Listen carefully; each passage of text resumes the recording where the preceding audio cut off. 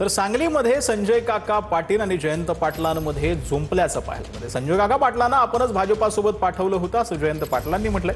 तर जयंत पाटील भाजपात जाण्यासाठी आग्रही होते असं संजय काका पाटील यांनी म्हटलंय। जयंत पाटलांनी कुणाचे उंबरे झिजवले याचा मी साक्षीदार असल्याचं देखील संजय काका पाटील यांनी म्हटलं। तर संजय काका पाटील आणि जयंत पाटलांमध्ये झुंपल्याचं पाहायला मिळते। संजय काका पाटलांना आपणच भाजपासोबत पाठवलं होतं असं जयंत पाटलांनी म्हटलं। तर जयंत पाटील भाजपात जाण्यासाठी आग्रही होते अशी भूमिका संजय काका पाटील यांनी म्हटलं। जयंत पाटलांनी कुणाचे उंबरे झिजवले याचा मी साक्षीदार असल्याचं देखील संजय काका पाटील यांनी म्हटलेलं आहे। तर आता सांगलीमध्ये संजय काका पाटील विरुद्ध जयंत पाटील यांच्यामध्ये टीकाटिप्पणी पाहायला मिळते। दोघांनी एकमेकांवरती प्रत्युत्तराने उत्तर दिलेलं आहे।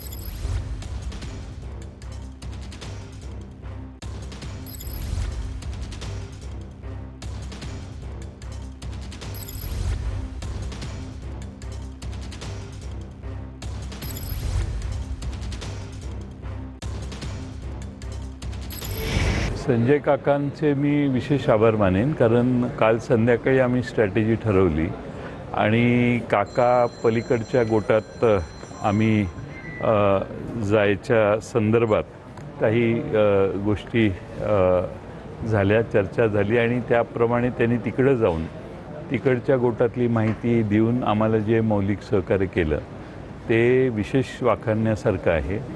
त्यांना तिथं कट्टरता दाखवण्यासाठी काही गोष्टी कराव्या लागल्या ज्या आमच्या अंडरस्टँडिंगच्या होत्या, पण त्यांचेही मी आभार मानतो। तुमचा काळा इतिहास मला काढायला भाग पाडू नका।